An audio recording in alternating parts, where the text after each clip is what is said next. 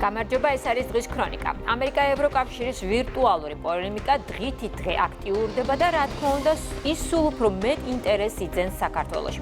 არათუ ერევიან საქართველოში და საქმეებში, ცდილობენ ხელი შეუშალონ ქვეყნის განვითარების პროცესს, ასე შეფასდა საქართველოს პრემიერ-მინისტრის მიერ ევროკავშირის საგარეო პოლიტიკის ხელმძღვანელის კაია კალასის პასუხი ამერიკის შეერთებულ შტატებს.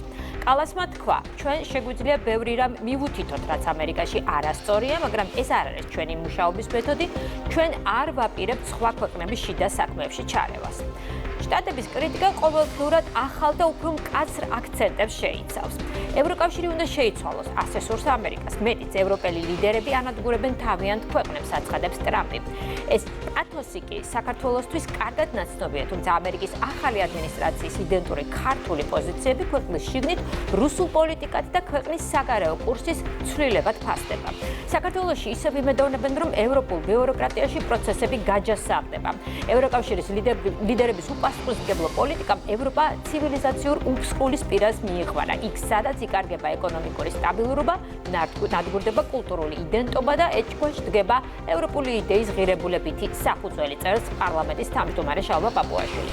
რა გამოსავალი არსებობს ევროპისთვის, შეიძლება თუ არა ის და იქნება თუ არა ეს ცვლილება გამოხატული საქართველოსთან მიმართებაშიც, პარლამენტის კულტურის კომიტეტის თავმჯდომარე გიორგი გაბუნია უპასუხებს ჩვენს კითხვებს. გადაცემის მეორე ნაწილში კი ჩვენი სტუმარი იქნება ტურიზმის ეროვნული ადმინისტრაციის ხელმძღვანელი მაია ომიაძე, რომელთან ერთადაც ტურისტულ წელს შევაჯამებთ.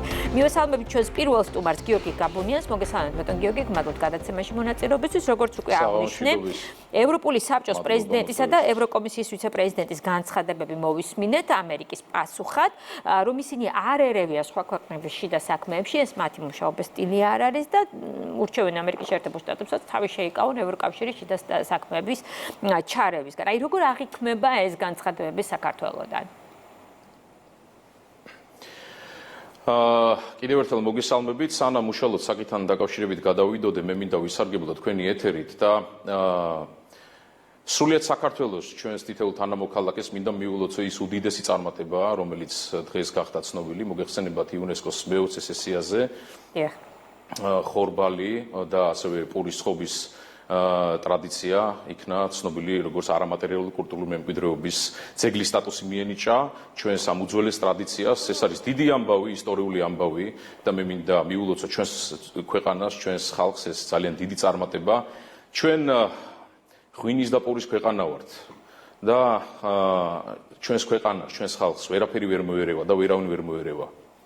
ის სირთულეები, ის განსაცდელები რაც არის და რაც იქნება, ყველაფერს გაუძლებს ჩვენი ბრძენი და გონიერი ხალხი, ჩვენი ქვეყანა და ის იდეა, ეროვნული იდეა, რომ ჩვენი ქვეყანა იყოს დამოუკიდებელი, სუვერენული, აუცილებლად შესრულდება. რაც შეეხება თქვენს მიერ დასმულ კითხვას, მოგეხსენებათ 2025 წელი და 2024 წელი იყო კლასიკური მაგალითი იმისა, თუ როგორ შეიძლება დამოუკიდებელი სუვერენული ქვეყნის შიდა პოლიტიკურ საქმეებში ჩაერიოს უცხო ძალა. ეს არის უამრავი ფაქტებით გამყარებული მოცემულობა, რომელზეც ჩვენ მუდმივად ვსაუბრობდით. როდესაც საუბარი არის ქვეყნის შიდა პოლიტიკურ პროცესებში ჩარევაზე, პირველ რიგში რაც მახსენდება ბოლო პერიოდში, ერთ-ერთი ნათელი მაგალითი გახლავთ ფინეთის საგარეო საქმეთა მინისტრი, რომელიც საქართველოში მიბრძანდა რუსთაველის გამზირზე, 30 წამიანი ვიდეო ჩაწერა, დავალება შეასრულა და შემდეგ გაუჩინარდა. მოგველანდა ეს თუ ვინმეს რამეს ვაბრალებთ. ან შარშან 4 ქვეყნის საგარეო საქმეთა მინისტრი, ლიეტუვა, ლატვია, ესტონეთის და ისლანდიის საგარეო საქმეთა მინისტრები რო ჩამობრძანდნენ საქართველოში და აქციაზე მივიდნენ, რა მოგველანდა ეს თუ ვინმეს რამეს ვაბრალებთ. ან ქალბატონი იუკნევიჩიანე, მათ შორის ბატონი ელჩები ჰერჩინსკი, ფიშერი და მისი სხვა კოლეგები, რომლებიც პირდაპირ აკეთებდნენ პოლიტიკურ განცხადებებს, კონკრეტული პოზიციებით. მუდმივად ხვდებოდნენ რადიკალური ძალის წარმომადგენლებს, კონსპირაციულად ბინებში თუ ოფისებში და მათთან ჰქონდათ თათბირები. სასამართლოებზე, კონკრეტულ სისხლის სამართლის საქმეებთან დაკავშირებით, სასამართლო პროცესებზე სიარული.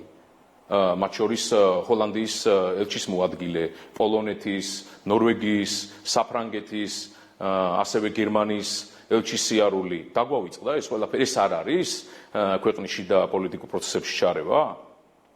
რა თქმა უნდა არის და სწორედ ამაზე ვსაუბრობთ ჩვენ ყოველთვის და მუდმივად რომ ყველამ თავი უნდა დაანებოს ქვეყნის შიდა პოლიტიკურ პროცესებში უხეშ ჩარევას.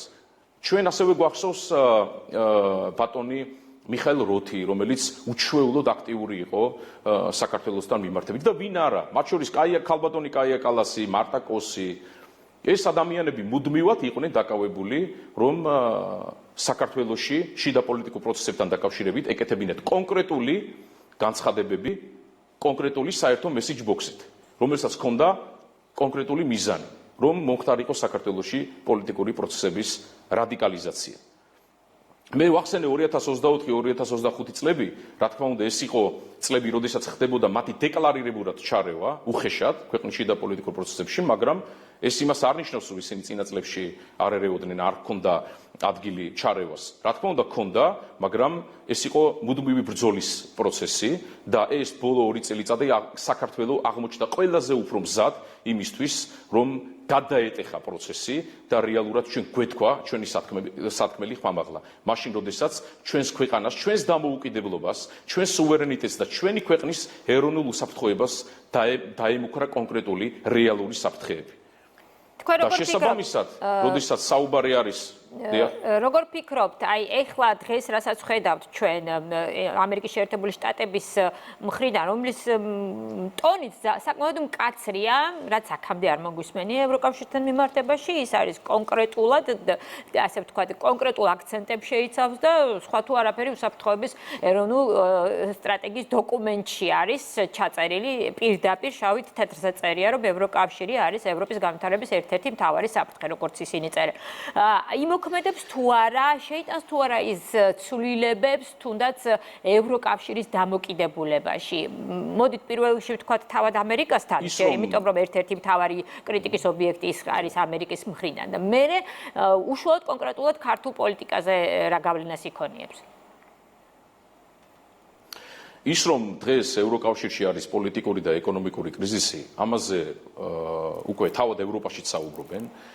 მაგრამ ყველაზე დიდი გამოწვევა, რაც დღეს ევროპას აქვს, ეს არის მორალური კრიზისი. მორალური კრიზისი, რომელიც რეალურად იმ ევროპულ ღირებულებებს არის თვისობრივად აცდენილი. დღეს ჩვენ გვაქვს მოცემულობა ევროკავშირში, როდესაც რეალურად ევროპას და ევროპულ ღირებულებებს ამოფარებული არის ლიბერალური ფაშიზმი.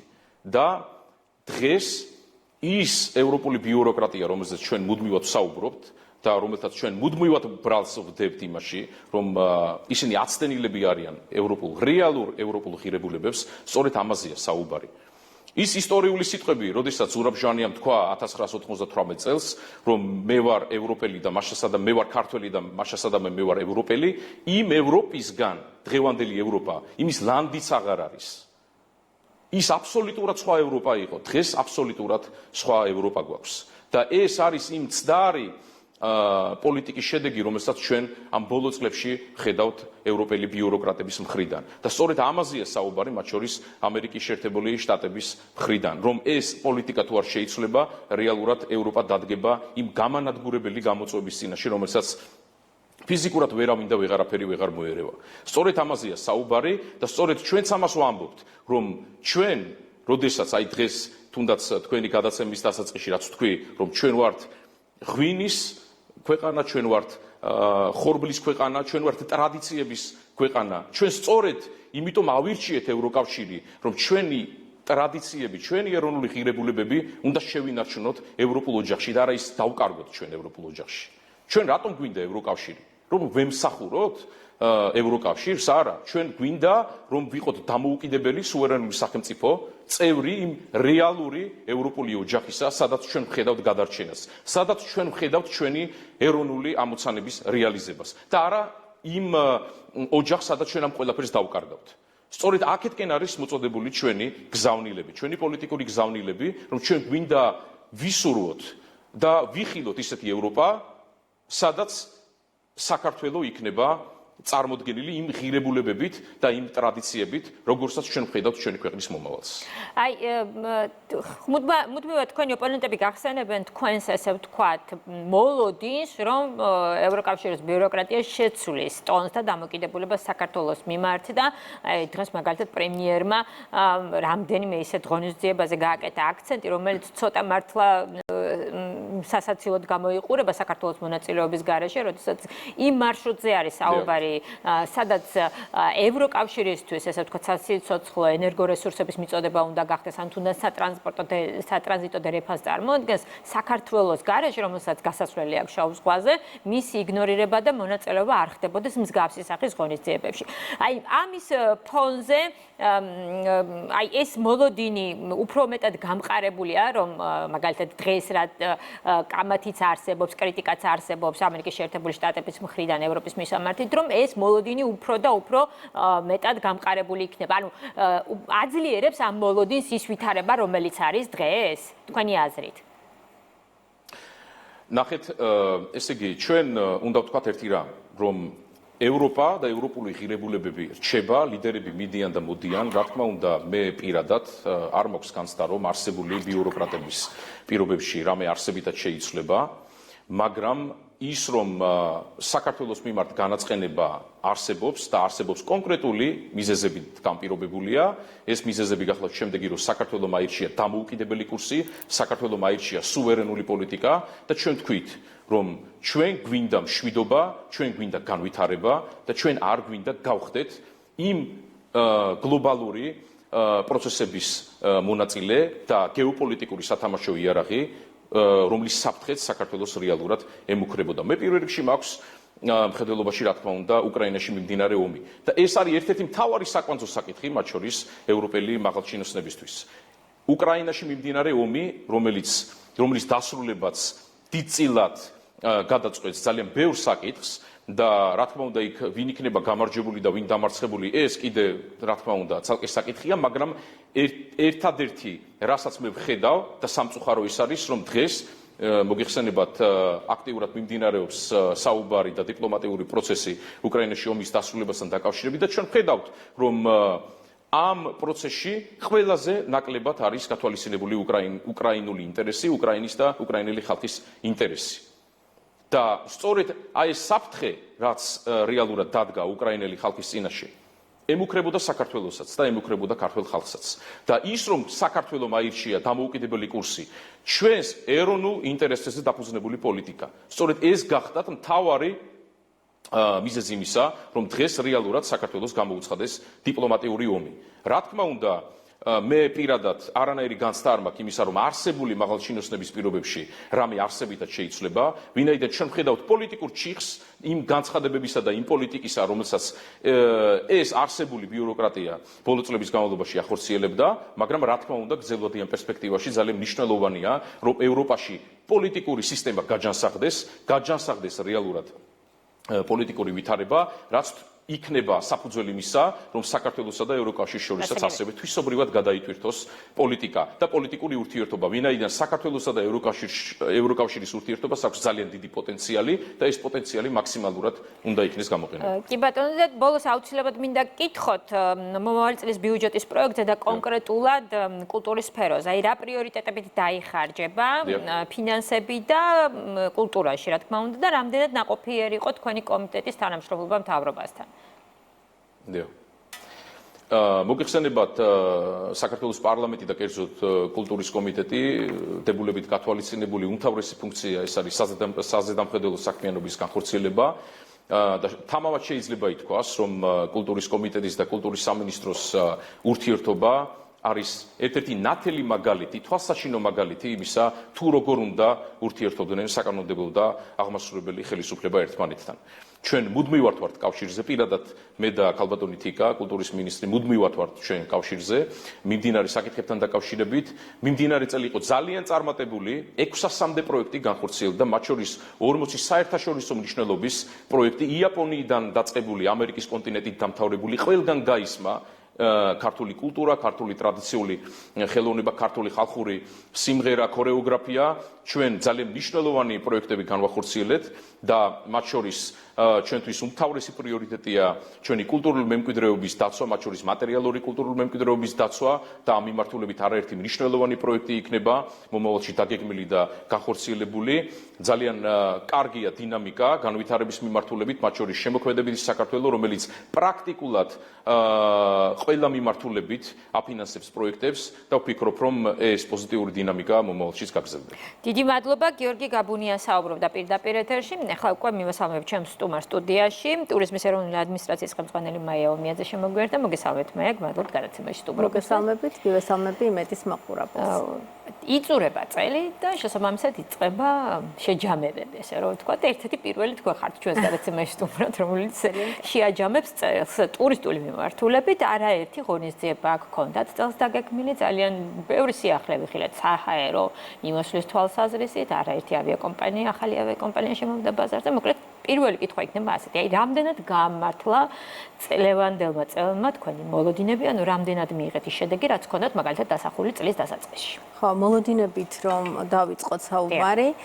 როგორც წესი ჩვენ ვაკეთებთ ხოლმე წლის დასაწყისში, უბრალოდ წინა წლის ბოლოს ვაკეთებთ შემდეგი წლის პროგნოზს და ეს პროგნოზი არის როგორც საერთაშორისო მოგზაურების თუ ტურისტული მოგზაურების პროცენტული ზრდა რა იქნება, ან ზოგადად რაოდენობას ელოდება ქვეყანა ამა თუ იმ ბაზრების მიხედვით, რა თქმა უნდა, დაშვებები აქ არის როგორც საჰაერო, ახალი რეისების მიმართულებით იქნება თუ არსებული მოსალოდნელი ღონისძიებების სეზონების მიხედვით და ასე შემდეგ და რა თქმა უნდა შემოსავლების თვალსაზრისით. პირველ რიგში უნდა აღვნიშნოთ ის, რომ მოლოდინები ზოგადად გარკვეულ დაშვებებზე არის ხოლმე გაკეთებული და ეს ასევე ხაზგასასმელია ის ფაქტი, რომ როდესაც ჩვენ გარკვეულ აქცენტებს ვაკეთებთ საიდან რას ველოდებით ოდენობების თვალსაზრისით, ტურისტების იქნება თუ შემოსავლების.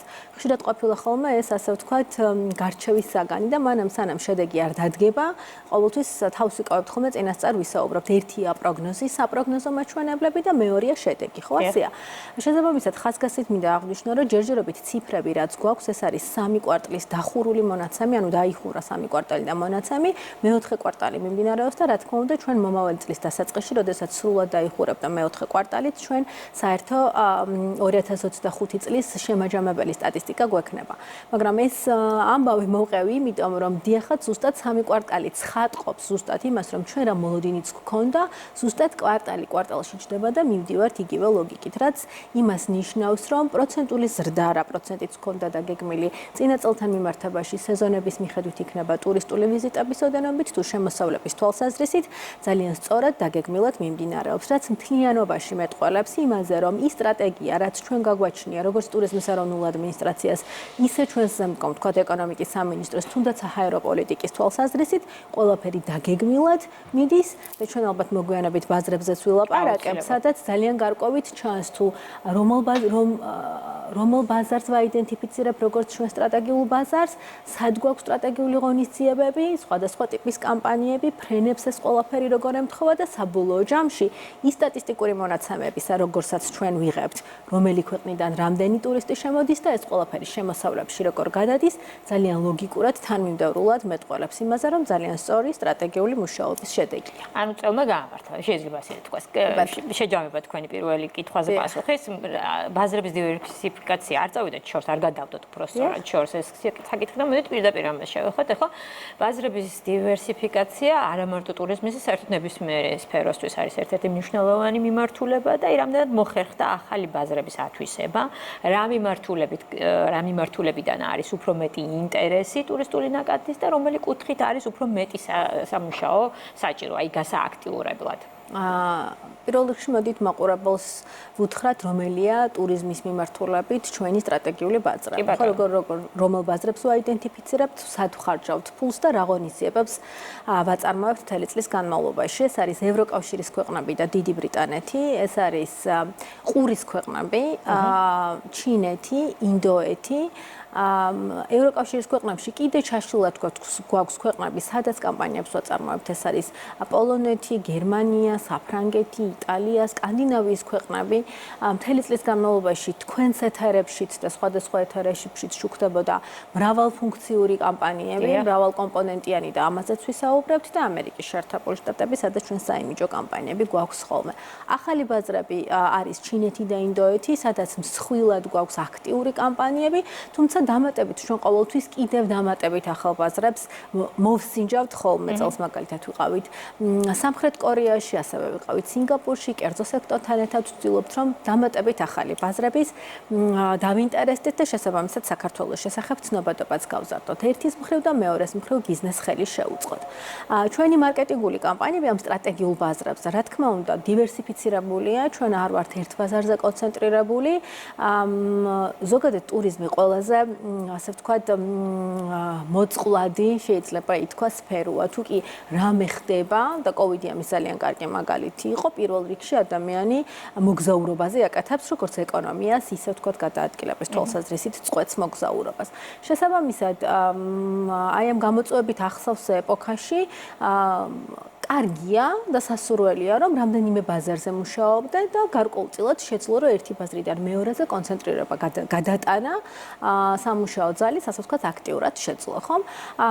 ჩვენ სწორად ამას ვაკეთებთ, შესაბამისად, ჩვენი ქვეყანა 4 სეზონურია, ძალიან მრავალფეროვანი ტურისტული პროდუქტები გვაქვს და ერთმანეთისგან ასე განსხვავებული ტურისტებისთვის, მაგალითად, ტურისტი ინდოეთიდან, ტურისტი არაბული ქვეყნიდან, ან ტურისტი პირობითად მოგფარვითი სკანდინავიის ქვეყნიდან თვისებრივად განსხვავებულ ტურისტულ პროდუქტს ეწევს და ჩვენი ქვეყანა იძლევა იმის შესაძლებლობას, რომ აი ამ დივერსიფიცირებულ ბაზრებზე და დივერსიფიცირებულ ინტერესებს მოვარგოთ ჩვენი შეთავაზება. აი ამ თქვენ დივერსიფიცირებულ ბაზრებიდან რომელი უფრო ლიდერია, ასე ვთქვათ, ინტერესის თვალსაზრისით, ჩამოთვალეთ ევროკავშირის ქვეყნები, ყურის ქვეყნები, ინდოეთი, ჩინეთი, აი ჭრელია და გეტყვით რა, ტოპ 15 ქვეყანა რო ავიღოთ. პირველ რიგში ხაზი მინდა გაუსვა იმას, რომ ჩვენს სტატისტიკაში და არა მხოლოდ ჩვენ სტატისტიკაში, ზოგადად თქვენ რო გადახედოთ მსოფლიო ტურიზმის ორგანიზაციის მიერ ნაწარმოებს სტატისტიკებს წლების განმავლობაში, ტენდენცია არის ესეთი, რომ ყველაზე ბევრი ტურისტი ყველა ვარიანტში ნებისმიერ ქვეყანას ყავს მეზობელი ქვეყნები. იმიტომ რომ პირობითად საჰაერო გადაზიდვა ვერასდროს ვერ გაატარებს იმდენ მოგზაურს, რამდენსაც ხმელეთ. თუმცა აქვე აღსანიშნავია ის ფაქტი, რომ ჩვენს მეზობელ ქვეყნებში ფულს არ ხარჯავთ, იმიტომ რომ მიგვაჩნია და ასეც არის, რომ ცნობადობა ტრადიციულად, ისტორიულად ძალიან დიდია. ეს ნაწილი რო ვთქვათ გამოვთიშოთ 15 ეულში ჩვენი ქვეყნების, ვინც საქართველოს სტუმრობს, არის საუდის არაბეთი, ისრაელი, პოლონეთი, გერმანია, დიდი ბრიტანეთი. დიდი ბრიტანეთი არის კლასიკური მაგალითი იმისა, თუ აქტიურმა მუშაობამ ჩვენი და აეროპორტების ერთად ავიახაზების დამატებამ გაზაფხულზე იცით, რომ 2 ავიაკომპანია შემოვიდა, ბრიტანეთის ავიახაზები და EasyJet კვირაში 6 სიხშირით დაფრინავს ფაქტობრივად ყოველდღე და როგორც კი ფრენებმა მოიმატა, ჩვენ კამპანიები დაემატა ჩვენ კამპანიები მივაყოლეთ და დიდი ბრიტანეთი ტოპ 10 ქვეყანაში ავიდა, როგორც ტურისტების ოდენობის, ისე მაღალმხარჯვალური უნარიანი ტურისტების თვალსაზრისით და რაც ყველაფერი შემოსავლებში გადავიდა, ხომ?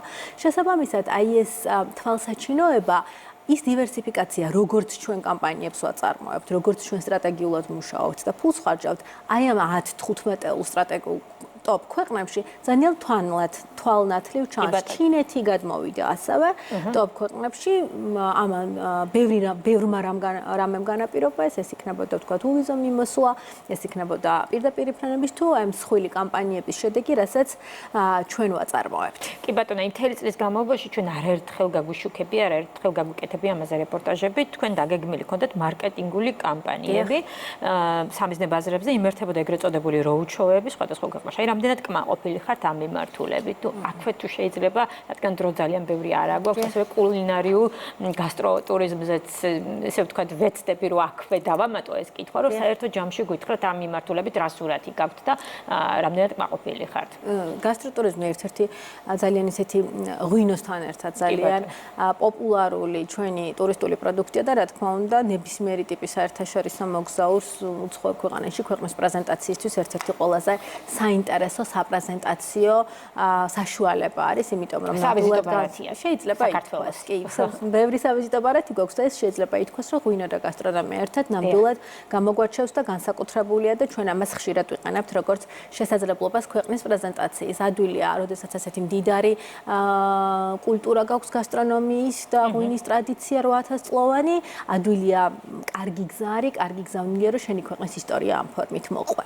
რაც შეეხება მარკეტინგულ ინტეგრირებულ კამპანიებს, მე გითხარით ჩვენი სამიზნე ბაზრები და შესაბამისად, აი მაყურებლისთვის უფრო თვალსაჩინოდ რო ახსნა მთელი ჩვენი მარკეტინგული აქტივობების ფორმა, ამ ყველაფერს როგორ ვაკეთებთ, იმიტომ რომ ძალიან სპეციფიური საქმიანობაა და შედარებით თქვათ გასაგებად რო ახსნა, ასე ვთქვათ, ორი კომპონენტი გვაქვს. ერთი კომპონენტი არის ყველაფერი, რაც ემსახურება ქვეყნის ცნობადობის ამაღლებას და ამ კალათაში, ეგრეთ წოდებულ კალათაში გვაქვს მთელი რიგი აქტივობები, ისეთი როგორ არის ცნობილ რეპუტაბელურ ტელევიზიებში, რეპუტაბელურ მედია გამოცემებში, აუთდორ რეკლამები თქვა ჩვენ ევროპის ქალაქებში თუ არ ვიცი დუბაიში პირობითად, ბაზრების მიხედვით ჩვენ მიხილეთ საქართველოს შესახებ თქვა დიდი ბანერები, Deutsche Welle-ზე, BBC-ზე ქონდა რეპორტაჟები, პოდკასტები, უკეთ ყველანაირი მედიუმი მოვიცავით და ყველანაირი მედია საშუალება, რაც კი შეიძლებოდა რომ მაყურებლამდე, შესაბამისად მომხმარებლამდე ინფორმაცია მოგვეტანა. უკეთ ყველაფერი რაც კი საინფორმაციო მხარდაჭერას და ცნობადობის ამაღლებას ემსახურება. მეორე კალათაში გვაქვს გარკვეულ ტიპად აქტივობები, ეგრეთ წოდებული ბიზნესის ხელშეწყობა, რაც გულისხმობს როგორც ჩვენი ბიზნეს სექტორის კონკრეტულ ბაზრებზე წაყვანას, road show-ებში, B2B შეხვედრებზე, sales call-ები ეგრეთ წოდებული მონაწილეობის მიღებას და მეორეს მხრივ კონკრეტული ბაზრიდან ტურ ოპერატორების აქ ჩამოყვანას იმისთვის რომ საქართველოს გაეცნონ, კონტაქტები დაამყარონ და შესაბამისად ერთობლივად ბევრად მეტი ტურისტი ჩამოვიდეს საქართველოში. ასევე პირობითად ხას გავუსმევდი სპეციფიური ბაზრებიდან, მაგალითად ჩინეთიდან. ჩვენ ძალიან აქტიურად ვატარებთ, თქვათ, საგანმანათლებლო კომპონენტია ძალიან ძლიერი, როდესაც ჩვენ ქართულ ბაზარს ვეხმარებით, რომ ისწავლონ კონკრეტული ბაზრის სპეციფიკა, თუ როგორი ტიპის მომსახურება, როგორი ტიპის პროდუქტი ჭირდებათ, იქ ზოგ შემთხვევაში ენის იქნება თუ გიდის ენების მიხედვით, გიდების გადამწყვეტებას. მრავალმხრივია ტურიზმი და ჩვენ ხშირად გვითქვამს, რომ ძალიან ბევრი ფაქტობრივად ვერ ნახავთ საქართველოში ადამიანს, რომელიც ამა თუ იმ ფორმით ირიბად არ იყოს ტურიზმის სექტორში ჩართული და არ ავითარებდეს, თქვათ, ჩვენთან ერთად ამ ბაზარს. შესაბამისად, მთავარი კომპონენტი და თქვენ მითხარით, ხართ თუ არა კმაყოფილი შესფასების ნაწილში, ნამდვილად ვიტყობდი, რომ წლევანდელი წელი მარკეტინგული კამპანიების თვალსაზრისით როგორი დახუნძლულიც იყო მრავალმხრივი აქტივობებით, ძალიან დიდი ხანი არ ყოფილა და ვფიქრობთ, რომ შედეგმაც არ დააყოვნა უკვე და ჩვენ მქონდა უკვე ისეთი სტატისტიკა, რომელიც გვიყვარს ხოლმე რეკორდული ფრაზების თქმა, ასე ვთქვათ და არ არის ეს დასამალი ციფრები თავისას მეტყველებს, რომ მაგალითად არასოდეს საქართველოში არ ჩამოსულა ევროკავშირის პასპორტის მფლობელი ასეთი ოდენობით, რაც საქართველოში 2025 წლის პირველი 3 კვარტალის მონაცემით ჩამოვიდა. შემოსავლების თვალსაზრისით ლიდერობდა მაგალითად საუდის არაბეთი, მაღალმხარჯვულუნარიანი ტურისტების თვალსაზრისით. ბევრი ასეთი სიახლე გვაქვს, რაც რა თქმა უნდა შედეგია დაუღალავი სისტემური, დაგეგმილი და კოორდინირებული მუშაობის. ვფიქრობ, რომ ამ ყველაფრის შეჯამების თვალსაზრისით 2025 წელი ძალიან წარმატებული წლად შეიძლება ვთქვათ, თუმცა წინ რა თქმა უნდა მეოთხე კვარტალის შედეგებს დაველოდებით და 2026 წელს ახალი იდეებით, ახალი ძალებით. რადგან დრო იწურება, ბოლოს მაინც კითხავთ ესეთი ამაზე უფრო ამბიციური განაცხადი გაქვთ 2026 წელზე, ვიდრე 2025 წელი. რა თქმა უნდა, ზოგადად თელ მსოფლიოში შეიძლება ითქვას, რომ ყველა ქვეყანა ცდილობს, რომ თავის ქვეყანაში გარკვეული წილი მოგზაურების წაიყვანოს. ეს მუდმივი პროცესია, მუდმივი დინამიკა, მუდმივი სამუშაოა. ძალიან ბევრი ადამიანი არის კიდევ მსოფლიოში, რომ საქართველოს შესახებ ალბათ არაფერი გაუგია, ვიღაც ვისაც მეორედ უნდა დაბრუნება და ეს ყველაფერი რა თქმა უნდა მუდმივი ძალიან საინტერესო საამაყო სამუშაოა ჩვენთვის და მომავალ წელს ბევრად მეტი ინტერესით და ძალებით შევუდგებით ჩვენს საქმიანობას. წარმატებები საქართველოს პირველ რიგში ამგვართულებით. გმადლობ, მაია ომიაძე იყო ჩვენი გადაცემის სტუმარი. დღეს ამით დასრულებულია დღის ქრონიკა. გაიცანით ყველას მის სიახლეს იმედი ნიუზ-ჭიზე. მე შაბათამდე გემშვიდობებით. ნახვამდის.